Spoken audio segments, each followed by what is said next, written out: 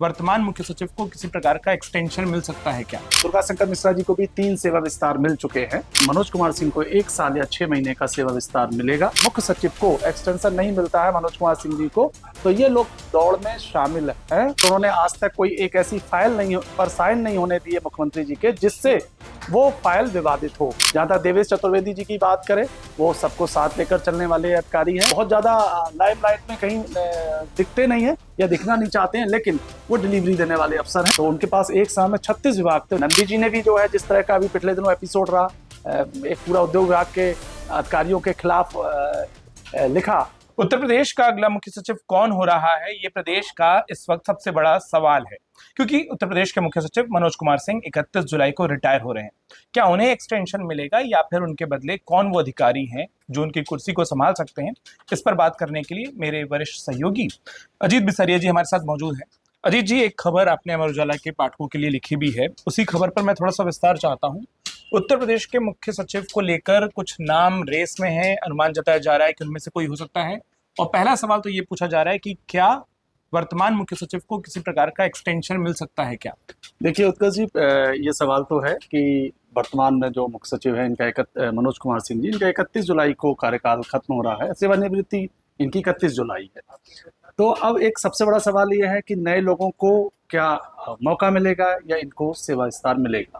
जो हमारे दिल्ली और यहाँ लखनऊ के जो हमारे उच्च पदस्थ या और आधिकारिक सूत्र हैं, उनसे जो हमको जानकारी मिल रही है, उसमें इस बात की संभावना बहुत ज़्यादा है कि मनोज कुमार सिंह को 1 साल या 6 महीने का सेवा विस्तार मिलेगा। और अभी बताते हैं कि अभी मुख्यमंत्री जी प्रधानमंत्री जी से 2 दिन पहले मिले थे, तब उसमें भी ये एक एजेंडा था और इस पर करीब करीब सहमति बन गई है कि मनोज कुमार सिंह जी को 1 साल का सेवा विस्तार दिया जाए। आप कह रहे हैं उनको 1 साल का सेवा विस्तार दिया जाए, लेकिन अगर दूसरे विकल्प पर बात की जाए कि अगर ऐसा नहीं होता है, और जो खबर आपने हमारे पाठकों के लिए लिखी भी है, फिर वो कौन अधिकारी हो सकते हैं जो मनोज कुमार सिंह जी की जगह आ सकते हैं? देखिए, एज ए मीडिया पर्सन और एज ए जर्नलिस्ट हम लोगों को सारी संभावनाएं पब्लिक के सामने रखनी चाहिए। अगर मनोज कुमार सिंह जी को जो है वो सेवा विस्तार न मिलने की स्थिति में, यहाँ यूपी में ऐसी बात नहीं है, बहुत अच्छे अफसर भी है और भी काबिल अफसर हैं। जैसे एसपी गोयल साहब पिछले 7-8 सालों से मुख्यमंत्री के अपर मुख्य सचिव हैं। देवेश चतुर्वेदी जी जो यहाँ प्रमुख सचिव नियुक्ति रहे हैं, कृषि रहे हैं, अहम पदों पर रहे हैं, और वो इस समय दिल्ली में केंद्र में सचिव कृषि है, कृषि विभाग जैसा महत्वपूर्ण विभाग संभाल रहे हैं, वो रेस में है। दीपक कुमार जी जो इस समय वित्त विभाग है, जिनके पास एपीसी है, प्राथमिक और माध्यमिक शिक्षा जैसे महत्वपूर्ण विभाग है, और कृषि उत्पादन आयुक्त एपीसी भी है वो भी रेस में है। ये 3 लोग जो है अच्छे अफसर माने जाते हैं और ये सीएम के काफी तीनों अफसर बहुत ही भरोसेमंद अधिकारी भी माने जाते हैं। तो इन लोगों का ये भी दौड़ में, अगर मुख्य सचिव को एक्सटेंशन नहीं मिलता है मनोज कुमार सिंह जी को, तो ये लोग दौड़ में शामिल हैं। और फिलहाल ये कहना मुश्किल है कि इन तीनों की काबिलियत योग्यता देखते हुए, इनका अनुभव देखते हुए, और योगी सरकार 1 और 2 में इन्हें जो जिम्मेदारी मिली है उसको देखते हुए, इनमें से कोई किसी से कमतर नहीं है। सबने अपने आप को बेहतर साबित किया है, तो किसी का भी नाम आगे हो सकता है।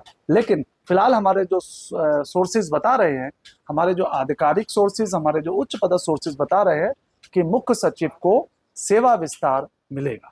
अब जैसा आपने कहा कि इन तीनों अधिकारियों की अगर हम बात करें, जो हम विकल्पों पर बात कर रहे हैं, कि अपनी अपनी खासियतें हैं।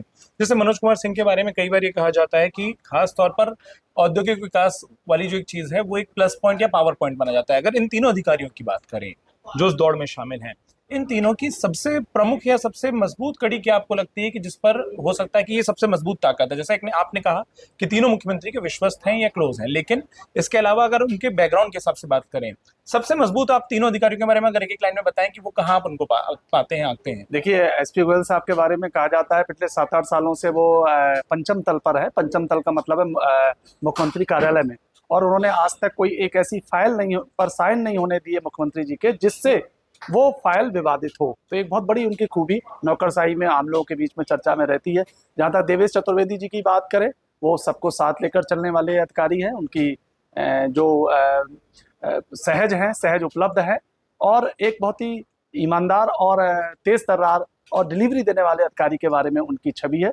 दीपक कुमार साहब कम बोलते हैं, लेकिन उनके बारे में हम सभी लोग जानते हैं कि वो कम बोलते हैं, लेकिन बहुत ज़्यादा लाइमलाइट में कहीं दिखते नहीं है या दिखना नहीं चाहते हैं, लेकिन वो डिलीवरी देने वाले अफसर हैं। इसीलिए जो है जो सरकार के टारगेट है उनको पूरा करने वाले हैं, उनको मिशन मोड में लेने वाले हैं। और जहाँ तक आपने कहा मुख्य सचिव मनोज कुमार सिंह जी की, तो वो तो एक लंबे अपने कार्यकाल में खुद को 60 वर्ष के होने जा रहे हैं इस 31 जुलाई को, और उन्होंने अपने आप को साबित किया है कई विभागों में, पंचायती राज जैसा महत्वपूर्ण विभाग और IITC रहे, APC रहे, तो उनके पास एक समय में 36 विभाग थे, 36 विभाग को उन्होंने बहुत बखूबी जो है संभाला। तो हम ये कहें कि और आज भी वो जो सही कई ऐसा हुआ कि हम लोग देख ही रहे हैं कि